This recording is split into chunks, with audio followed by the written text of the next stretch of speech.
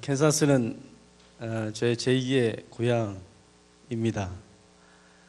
제가 미국 유학 오게 된 것은 우리 이은철 목사님께서 길을 열어주셔서, 하나님께서 열어주셨겠지만 목사님을 통해서 이렇게 저희 캔사스에 오게 됐습니다. 예전에 그런 기억들이 새록새록 납니다. 참 하나님께서 여러분들을 통해서 하나님 크게 기뻐하시고 축복하시리라 믿습니다. 제 목사님보다 잘난 게 아무것도 없습니다. 능력도 떨어지고 성품도 모자르고, 그러나 목사님보다 더 많이 가진 것이 하나 있는데 제 머리털이 많습니다. 삼손에게 주셨던 그 머리털의 힘이 오늘 저에게도 임할 줄로 믿습니다. 우리 인생의 가장 소중한 시간, 그 시간이 언제입니까? 오늘 이 시간. 우리 인생에서 가장 소중한 사람, 바로 내 옆에 앉아있는 사람입니다. 우리 인생의 가장 행복한 일은 뭡니까? 그 옆에 있는 사람을 사랑하고 축복하는 것입니다. 옆 사람 한번 쳐다보면서 사랑하고 축복합니다. 인사합시다. 할렐루야. 여러분 모두를 주의 이름으로 사랑하고 축복합니다. 오늘 목사님께서 말씀 전해주셨는데 제가 다시 한번 읽겠습니다. 하나님은 사람이 아니시니, 사람이 아니십니다. 거짓말하지 않으시고, 자, 이 말은 하나님은 진실하시다, 정직하시다. 인생이 아니시니, 인생이 아니라고 하는 것은 하나님은 제한이 없다, 능력이 많으시다, 영원하시다, 그분이 후회가 없으시도다. 이 말은 뭐냐면 하나님의 약속은 완전하다, 실수가 없다. 어찌 그 말씀하신 바를 행하지 않으시며 하신 말씀을 실행하지 않으시랴. 하나님은 말씀이십니다. 그분이 말씀하신 것은 반드시 이루시고야만은 능력의 하나님인 줄로 믿습니다. 하나님의 말씀이 약속인데 그 약속이 반드시 하나님께서 이루실 것이다, 성취하실 것이다 라고 말씀하고 있어요. 약속이에요. 그러니까 구약의 예언자들의 메시지의 두 가지 패턴이 있습니다.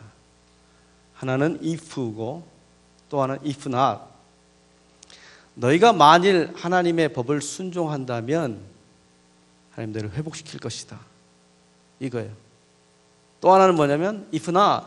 너희가 만일 하나님의 뜻을 거절한다면, 행하지 않는다면 하나님께서 너희를 버려두실 것이다, 저주하실 것이다. 하나님 그 하신 말씀을 반드시 이루시는 하나님인 줄로 믿습니다. 창세기 1장에도 보면 하나님 창조 기사가 나옵니다. 거기도 패턴이 있어요. 말씀하시고 이루시고 하나님의 평가가 나와요. 그러니까 전지창조에 보면 하나님께서 이르시되 빛이 있으라, 묻이 되라, 땅을 내라. 하나님 말씀하십니다.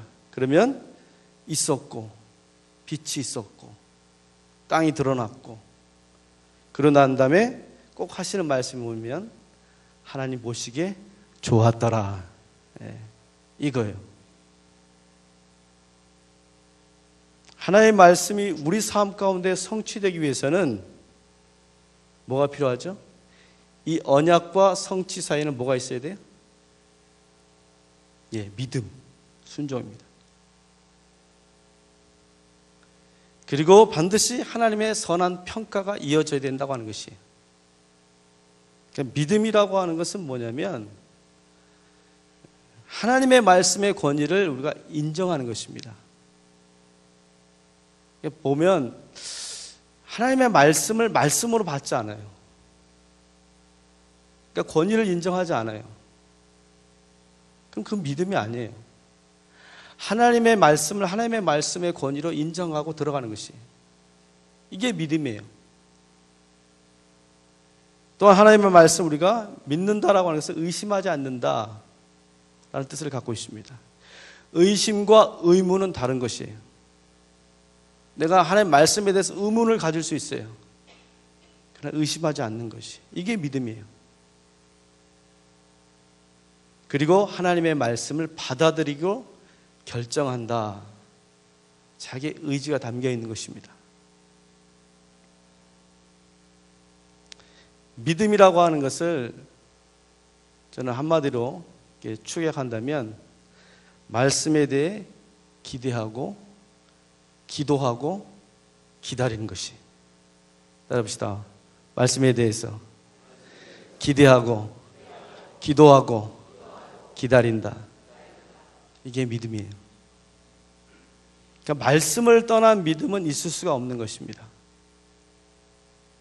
가끔 말씀을 보면 좀 우리가 순종하기 버거운 그런 말씀들이 있죠. 있습니다. 창세기를 쫙 읽다 보면 하나님께서 아브라함에게 네 아들 이삭 바쳐라, 그런 내용이 나옵니다. 벌써부터 걱정하죠. 하나님 우리 아들 바치라 그러면 어떻게 할까? 염려합니다. 두려워합니다. 여러분 두려워할 필요가 없어요. 믿음은 과정입니다. 처음부터 하나님께서 이런 요구하지 않으세요. 11조도 안 하는 사람한테 무슨 하나님께서 아들 바치라고 말씀하시겠어요? 이런 말씀이 이루어지기 위해서는 반드시 우리의 믿음, 그리고 그 말씀이 이루어지고 난 다음에 하나님의 선한 결과, 평가, 하나님 보시기에 좋았다라고 하는 그런 평가가 있어야 된다고 하는 것입니다. 예수님도 그의 열매로 그들을 알리라 라고 말씀하시죠. 나더러 주여 주여 하는 자마다 천국에 들어간 것이 아니라 하나님 아버지 뜻대로 행하는 자가 들어갈 것이다 라고 말씀하고 있어요. 우리가 말씀을 순종하면 어떤 그런 열매가 있는데, 가장 먼저 생기는 열매가 뭐냐면 두 가지. 하나는 거룩함이고 또 하나는 절제입니다. 저는 그렇게 생각해요.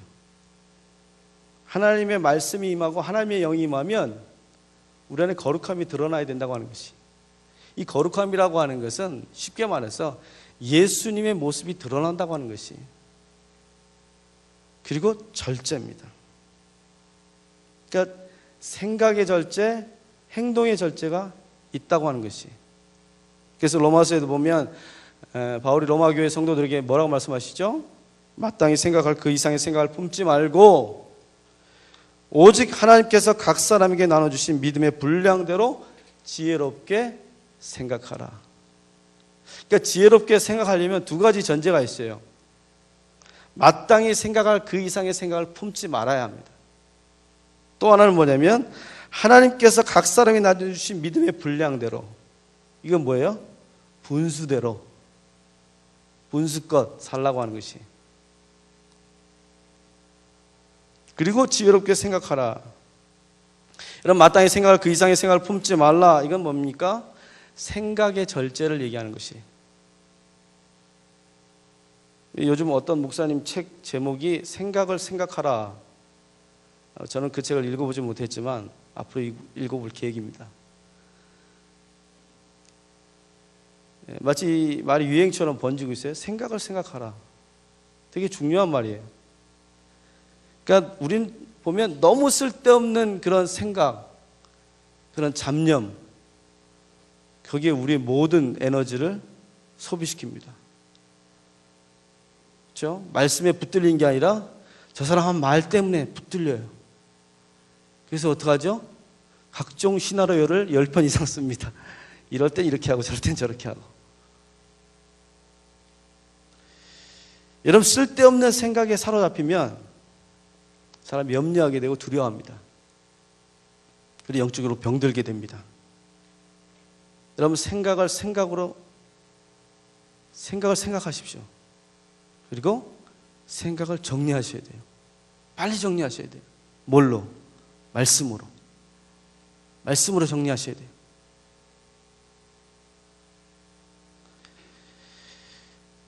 제가 레드리버 교회 11년, 아까 목사님 10년 됐는데 11년 됐습니다. 11년 은혜 가운데 잘 살고 마치고 하나님께 기도했어요. 하나님, 우리 처남도 안식년 1년 갔는데 하나님, 주의 종인 나도 안식년 필요하지 않겠습니까? 하나님 삶해라 그러시더라고요. 알겠습니다 했어요. 응답은 감사한데 막상 생활이 좀 염려가 됐습니다. 근데 사람 생각에 생각을, 꼬리에 꼬리를 물잖아요. 염려하면 계속 염려하게 돼요. 말씀으로 정리했어요. 아무것도 염려하지 말고 오직 모든 일에 기도 간구로 너희 구할 것을 감사함으로 하나님께 아뢰라. 그러면 모든 지각에 뛰어나신 하나님의 평강이, 그래서 예수 안에서 너희 마음과 생각을 지키시리라. 할렐루야. 이 말씀을 딱 붙들고 정리했어요. 삶이 심플해져요. 단순해져요. 제거할 거 제거하고 다 필요한 생각만 했어요. 진정한 안식을 누리고 있습니다. 캔사스 와서 아주 평안한 그런 쉼을 제가 누리고 있습니다. 하나님 말씀이세요. 말씀이 육신이 되어서 이 땅에 오신 분이 누구예요? 예수 그리스도십니다. 여러분, 성령님이 우리가 하나님의 자녀된 것을 뭐 하세요? 증언하세요. 말씀하세요. 그러니까 하나님 우리 가운데 말씀하실 때 우리가 그 말씀을 뭐 해야 돼요? 잘 들어야 돼요. 들어야 사는 것입니다. 그래서 하나님 말씀을 이루시는 분, 성취하시는 분, 그래서 우리 하나님 어떤 분이에요? 신실하신. 오늘 우리 찬양팀이 저 말씀하고 매치가 되는 것 같아요. 신실하신 주의 약속 나 붙들리라. 결코 돌아서지 않으리. 붙들어야지만 돌아서지 않아요. 붙들지 않는데, 붙들지 않으면 돌아서게 돼 있어요. 그럼 신앙생활에서 중요한 것은 내가 누구인가를 정확하게 하는 것입니다. 하나님 어떤 분이시고 내가 누구인가. 신앙의 자기 정체성입니다. 나 자신이 바라보는 내가 아니고, 누구가 나를 바라보는 그 나가 아니고 하나님이 바라보시는 나란 어떤 존재인가를 좀 깨달으셔야 돼요. 오늘 민수기에 보면 22장 12절 말씀 보십시오. 22장 12절 말씀. 하나님께서 이스라엘 백성들을 향해서, 하나님의 백성들에게서 뭐라고 말씀하십니까? 22장 12절. 하나님이 발람에게 이르시되 너는 그들과 함께 가지도 말고 그 백성을 저주하지 말라. 그들은 뭐라고 그랬어요? 복을 받은 자들이라. 할렐루야. 그들은 누구예요? 나는 복을 받은 자예요. 오늘 또 발람을 통해서 하나님 우리에게 주신 말씀 24장 9절 말씀 보십시오. 24장 9절. 자, 꿇어 앉아 누움이 수사자와 같고 암사자와 같으리니 일으킬 자가 누구랴? 다 같이 읽겠습니다. 너를 축복하는 자마다 복을 받을 것이요 너를 저주하는 자마다 저주를 받을지로다. 저는 이 말씀 보면서 하나님 우리 아버지가 되신다라고 하는 것을 다시 한번 느꼈어요. 너를 축복하는 자마다 복 줄 것이고 너를 저주하는 자마다 저주할 것이다. 예를 들면 제 아들이 둘이 있습니다. 첫째는 여러분 아시죠? 수민이, 둘째는 현민인데, 제 아들한테 저 아들을 누가 잘해주면 어떻습니까? 내 아들 잘해주면 너 잘해줄 거야. 그러잖아요. 근데 우리 아들 괴롭히고 옷살게 굴면 어떻습니까? 너 조심해. 이렇게 나가잖아요. 똑같아요. 뉘앙스가 그런 거예요. 너를 축복하면 내가 너를 축복할 것이고, 만약에 너를 저주하면 내가 그 사람 저주할 것이다. 하나님 마치 자기 자녀에게 말씀하시듯 오늘 우리에게 주시는 말씀이라고 하는 것이 하나님의 보호와 사랑이 담겨 있습니다. 복이라고 하는 것은 내가 누구인지를 정확하게 하는 것이에요. 그리고 하나님이 어떤 분이신가를 알아가는 것입니다. 이 오늘 본 말씀이 모압 왕 발락과 발람의 이야기입니다. 이게 헷갈려요, 그죠? 발락하고 발람. 모압 왕 발락이 있었는데 이 발람이라고 하는 사람은 누구냐? 요즘 말로 얘기하면 무당, 복술가라고 얘기하는데 선지자죠. 이방신을 섬기는 선지자.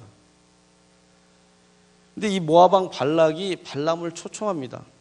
초청하는 이유가 뭐냐면 이방 민족 모압 왕 발락이 이스라엘에 대한 위협을 느껴요. 그래서 모압 왕 발락이 발람을 초청해서 이스라엘 저주하도록 이렇게 발람을 초청하게 됩니다. 사실 이스라엘은 모압을 건드릴 마음이 없어요. 신명기 보면 하나님께서 모압 민족과 다투지 말라고 말씀하고 계십니다. 그럼에도 불구하고 이 모압 왕 발락이 이스라엘을 두려워하기 시작합니다. 그러니까 이스라엘 두려워하겠다고 하는 것은 뭐냐면 하나님을 두려워한다고 하는 것이. 여러분, 하나님을 떠난 사람들을 보면 늘 불안하고 초조하고 두렵습니다. 여러분, 그렇게 안 보이세요? 여러분, 하나님 믿지 않는 사람들 보면 늘 불안해요. 나 하나님 믿는데도 불안한데요? 그럼 다시 한번 생각해 봐야 돼요. 하나님 믿는지 없는지. 여러분, 불안하고 초조해요. 발락이 그랬어요.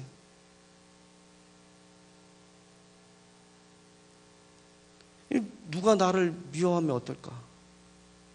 공격하면 어쩌지? 그런 두려움이 엄습해 온 것입니다. 그러니까 사람이 두려워하면 어떻게 하냐면 남을 비난하게 돼 있어요. 그리고 남을 정죄하게 돼 있고 심지어 뭐까지 가요? 저주까지 가는 거예요. 이게 뭐냐면 사단의 전략입니다. 여러분, 사단은요 하나님을 두려워하기 때문에 하나님을 공격하지 않습니다. 누굴 공격해요? 하나님의 사람들, 하나님의 백성들을 공격합니다. 그래서 이스라엘 저주하려고 발람을 초청한 것입니다. 발람이 무당인데 어떤 능력이냐면 복을 빌어주면 복이 나오고 저주를 빌어주면 저주가 나오는 거예요. 일부 무당에게도 이런 일시적이고 부분적인 그런 능력이 나타나요. 그걸 이용한 거죠. 그래서 그렇지만 하나님께서 그 발락의 저주를 뭘로 바꾸셨어요? 축복으로 바꾸신 줄로 믿습니다. 3차례 저주하려고 했는데 하나님 축복으로 바꿨어요. 여러분, 복과 저주를 주관하시는 분이 누구십니까? 살아계신 하나님인 줄로 믿습니다. 우리의 사건을 통해서 알 수 있는 진리가 뭐냐면 사단의 어떤 공격도, 사단의 어떤 저주도 하나님의 은혜, 십자가의 은혜에 있는 사람을 건들지 못한다고 하는 것이, 예수 그리스도의 은혜가 있는 자, 사단의 어떤 저주도 헛되다라고 하는 것이, 하나님 우리를 보호하시는 줄로 믿습니다. 민수기 6장에 보면 제사장의 축복 기도가 나옵니다. 축도가 나와요. 축도가. 거기에 보면 하나님 너를 지키시기를 원하시며 라는 말씀이 있어요. 하나님 너를 보호하신다. 지키시다라고 하는 그 원어의 의미가 뭐냐면 샤마르라고 하는 뜻이에요. 그거 뭐냐면 울타리를 쳐서 막다라고 하는 뜻을 갖고 있습니다. 여러분, 울타리 안에 있는 양이 안전하죠. 안전합니다. 하나님은 우리 삶에 울타리를 치십니다. 그 울타리라는 게 뭐냐면 가정이 울타리고, 여러분 부모가 내 울타리가 될 수 있고, 여러분 부부가 울타리가 될 수 있고, 교회가 울타리고, 국가가 울타리입니다. 그래서 참 부모의 신앙이 중요하고, 부부관계가 중요하고, 여러분 교회 목회자의 관계가 중요하고, 국가의 정의가 매우 중요합니다. 하나님 울타리를 통해서 보호하시는 것이, 여러분 울타리가 튼튼해야지만 보호받을 수 있다고 하는 것이, 민수기 35장에 보면 도피성 얘기가 나옵니다. 도피성. 하나님께서 레위 족속에게 48개 성읍 중에서 6개의 성읍을 도피성으로 지정하셨습니다. 이 도피성이라고 하는 것이 뭐냐면 고의가 아니라 실수로 우발적으로 살인한 죄인들이 그 보복을 피해서 은신할 수 있는 피난처가 도피성입니다. 그 당시만 해도 피해 보복이 가능했던 시대예요. 그게 허용했던 시대입니다. 그래서 그들을 보호하려고 하나님께서 도피성 제도를 만드신 거예요. 그러니까 도피성은 뭐냐면 이스라엘에게 허락된 하나님의 은총이고 안전장치입니다. 이 도피성은 뭘 상징하죠? 예수 그리스도를 상징합니다. 여러분, 우리가 죄를 지으면 도피성이신 예수님께 피하면 됩니다. 피할 수 있지만 고의적인 죄나 반복적인 죄로 용서받는데 도피성을 이용할 수 없다고 하는 것이. 여러분, 우리 모두는 죄를 용서받아야 합니다. 하지만 고의적으로 습관적으로 죄짓고 기회적으로 반복하는 그 속죄, 그런 식의 속죄는 하나님이 기뻐하시지 않는다고 하는 것이. 하나님 그런 식의 용서를 원치 않으세요. 그래서 도피성을 피한다고 해서 죄가 면제되는 것이 아닙니다. 제 말씀에 의심을 갖고 쳐다보신 분들이 계시거든. 민수기를 좀 보시면 아실 거예요. 공정한 재판이 있을 때까지 일시적으로 보호를 받습니다. 이런 자국인뿐만 아니라 타국인까지, 이방인들까지 보호를 받습니다. 사건, 사고, 살인이 일어났을 경우에 가장 먼저 하는 것이 뭐냐면 그 행위에 대한 고의성, 의도성을 파악하는 것입니다. 제사장은 들어온다고 해서 받아주기는 하지만 먼저 그 사람에 대한 행위를 판단하는 것이. 성경에 보면 미워하는 까닭에 아기를 가지고 기회를 엿보다 이렇게 해서 사람을 죽였다. 하나님 뭐라고 그랬어요? 그런 자 반드시 죽여라. 명령하십니다. 여러분, 고의로 사람을 죽인 자는 도피성에 보호받을 수 없다고 하는 것이. 여러분, 도피성을 통해서 우리에게 말씀하는 건 뭐냐면 하는 죄의 결과만이 아니라 우리의 숨은 의도, 동기까지 살펴보신다고 하는 거예요. 이런 마음속의 동기가 중요해요. 그러면 사람은 속일 수 있어요. 하나님 속이지 못합니다. 죄는요, 하나님을 절대 이기지 못합니다. 죄인이 하나님께 굴복하는 두 가지 방법이 있어요. 회개한다든지 아니면 멸망의 실파를 받든지, 둘 중에 하나라고 하는 것이. 여러분, 1세기 당시 예수님께서 가장 싫어했던 부류가 있었는데 누굽니까? 종교 지도자들이었어요. 율법을 안다고 하는 바리새인과 사두개인들, 예수님 제일 싫어했습니다.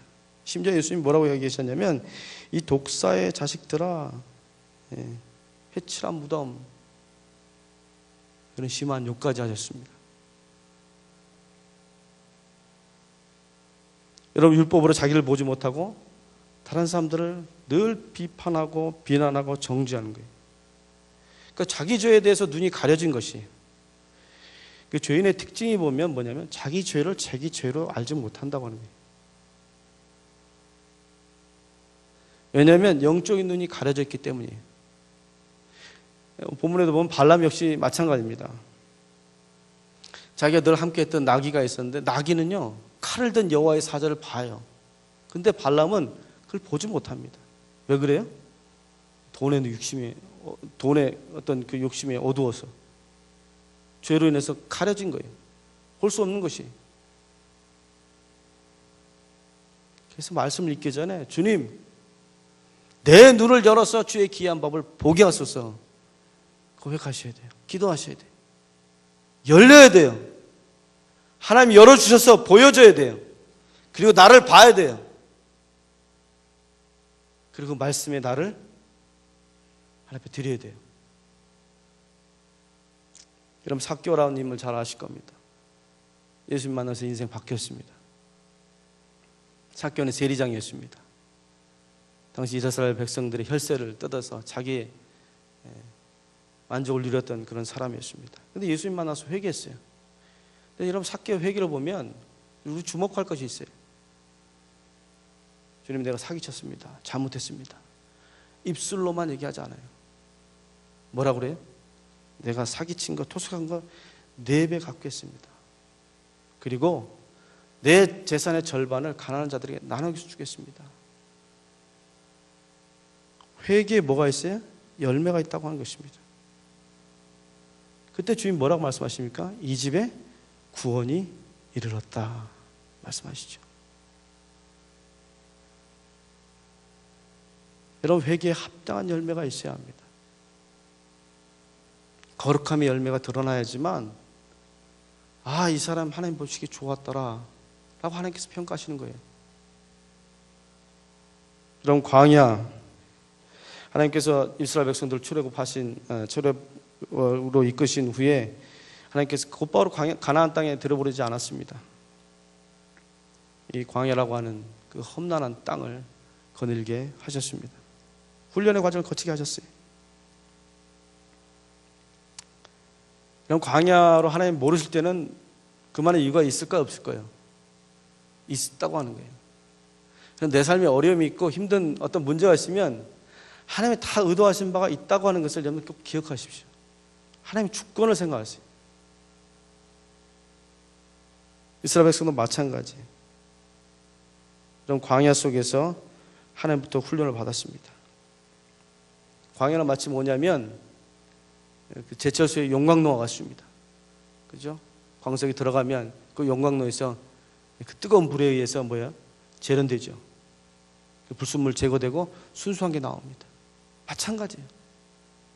광야에서 필요한 것은 하나의 은근 모으고 좋은 집, 곡간 모으는 게 아니에요. 광야에서 황금을 구하는 게 아닙니다. 생수를 구해야지. 이런 광야에서 케이크를 구하는 것이 아니라 만나를 구해야 되는 것이에요. 저는 여러분 인생 가운데 말씀의 용광로가 있게 되길 주의 이름 축원합니다. 여러분, 말씀의 용광로에서 내가 자꾸 들어가야 돼요. 내 안에 불순물을 제거해야 돼요. 그래서 내 안에서 뭐가 나와야 돼요? 정금 같은 게 나와야 돼요. 그 믿음이 나와야 돼요. 하나님이 그러실 때 기뻐하시는 거예요. 이런 광야는 그야말로 험난한 땅입니다. 하나님의 은혜가 없이는 살아갈 수 없는 땅이 광야입니다. 근데 하나님께서 그 광야를 우리를 인도하신다고 하는 것이, 하나님의 말씀으로 인도를 받아야 된다고 하는 것이, 우리 기도할 때 보면 주님 어디로 가야 합니까? 주님 어디서 무엇을 해야 합니까? 라고 묻기는 참 많이 묻는데, 주님 나와 동행해 주십시오. 주님과 함께하기 원합니다. 오늘 이 순간 하나님, 내가 주님과 함께하기 원합니다. 내가 어디 가고 무엇을 하는 게 중요한 게 아니라 현재 지금 나 주님과 함께하고 있느냐, 말씀과 함께하고 있느냐라고.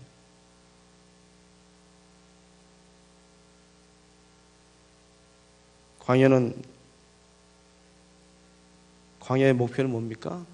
끝까지 살아남는 것이, 그리고 무사히 그 광야를 통과하는 것이. 딴 거 없어요. 통과해야 되는 거예요. 그래야지 가나안 땅에 들어갈 수 있는 거예요. 전 여러분 모두가 말씀을 붙들고 주님과 하루하루 동행하며 살게 되길 주의 이름으로 축복합니다.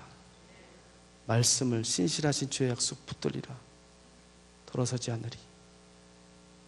하나님 반드시 그 말씀하신 것을 성취하시는 분이, 기대하고 기도하고 기다리면 하나님 가장 좋은 것으로 채워주십니다. 그리고 반드시 그것이 하나님 보시기 좋아야 돼. 그런 은혜가 저 여러분 가운데 있게 되길 주의 이름으로 축복합니다. 기도하겠습니다. 하나님 아버지, 우리 말씀으로 인도해 주시니 감사합니다. 말씀이 살아 역사하셔서 우리의 심령을 새롭게 하여 주시옵소서.